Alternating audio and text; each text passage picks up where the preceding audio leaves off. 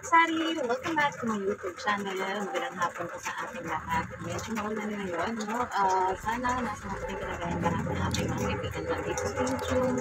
Sa ating mga kasari, sa ating mga posties. Post ko kayo. Alam ko sa ito, medyo nabis na yung pinyahan.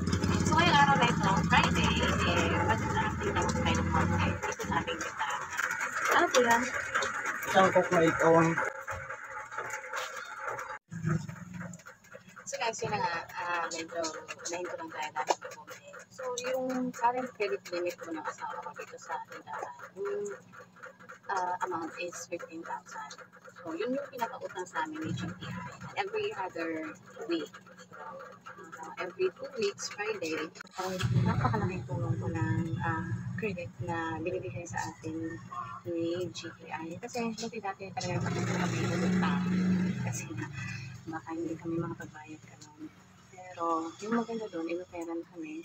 At na-try namin, parang naisip namin, maganda nga siya kasi nagkakaroon ka ng chance na magamit yung puhunan mo para doon sa sigarilyo, para sa ibang mga item mo sa tindahan, like bigas at yung mga product na binibenta natin sa tindahan. Lalo na kung marami kang renta, hindi lang items na meron sa isang sari-sari store, like kung meron kang mga school supplies, printing, business, magagamit mo siya. Kasi nga, yung sigarilyo napakalaki po yung puhunan yan.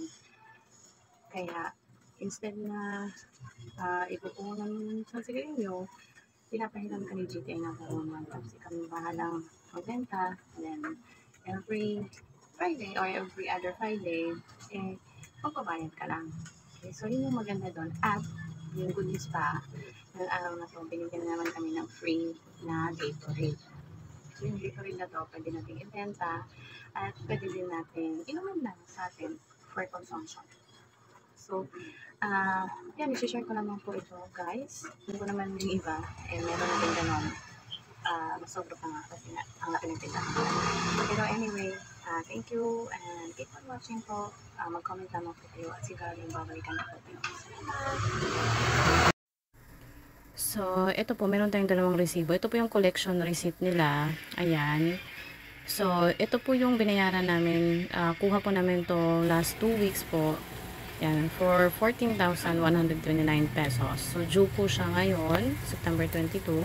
Kaya nakapagbayad na kami. At dahil nakapagbayad na, kumuha naman ulit kami ng item. Okay, so yung credit limit po ng asawa ko ay 15K. So, kung manonotice nyo, yung total amount po ng nakuha namin is worth 15,492 pesos and 60 centavos. So, yun po yung due natin next Friday. Ayan. So, October 6 ang due date niya. At ito na nga yung mga items natin, guys. Ayan, meron tayo dyang actually complete items po to. Yung Mighty Green na yung wala dyan. Ayan, merong Winston, Mighty Blue, Winston Light, Camel. Ayan, isang kahalan yung kinuha namin dyan since hindi pa siya mabenta yung light blue. Meron tayong Winston na Mint Burst. Tapos itong Camel. Ayan. 5 rim po yan. Tsaka yung ating Winston Red. Ayan. Tapos, syempre yung free natin. Actually, 25 bottles po yan. Pero ininom na namin isa. And yun nga lang po yung share natin ngayong araw na ito. Don't forget po to hit like and the subscribe button below. Thank you!